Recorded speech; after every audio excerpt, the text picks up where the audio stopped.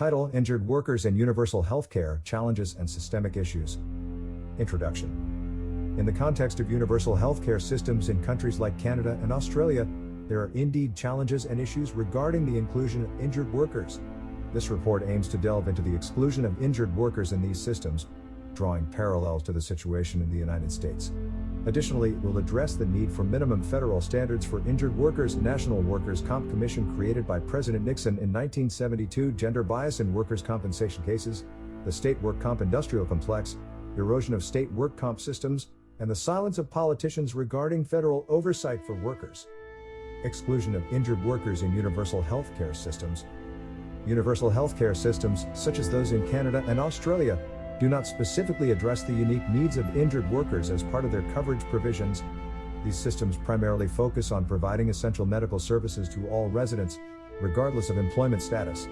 As a result, injured workers may face challenges in accessing specialized care, rehabilitation, and compensation for lost wages. Need for minimum federal standards for injured workers. Similar to the federal minimum wage, the establishment of minimum federal standards for injured workers would ensure consistency and protection across all states in the United States.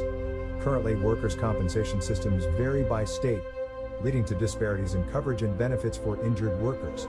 Advocates argue that federal standards could address these discrepancies and ensure adequate support for all injured workers. The National Workers' Comp Commission and state lawmakers. President Nixon created the National Workers' Comp Commission in 1972 to address the issues surrounding workers' compensation. However, the recommendations put forth by the Commission have not been widely adopted by state lawmakers. This lack of implementation has perpetuated the inconsistencies and shortcomings within state workers' compensation systems, leaving injured workers without comprehensive support. Gender bias in workers' compensation. Gender bias is a concerning issue within workers' compensation systems. Studies have shown that women tend to receive lower compensation amounts compared to their male counterparts for similar injuries. This bias may stem from various factors such as occupational segregation, stereotypes, and the undervaluation of women's labor. State work comp laws have failed to adequately address this disparity, leaving women at a disadvantage. The State Work Comp Industrial Complex and ALEC. The State Work Comp Industrial Complex refers to the interconnected network of stakeholders, including insurance companies, healthcare providers, and legislators, that influence workers' compensation systems.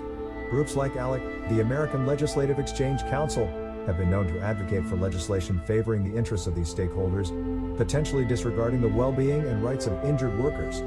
This complex system can create barriers for injured workers seeking fair compensation and appropriate medical care. Erosion of state work comp systems.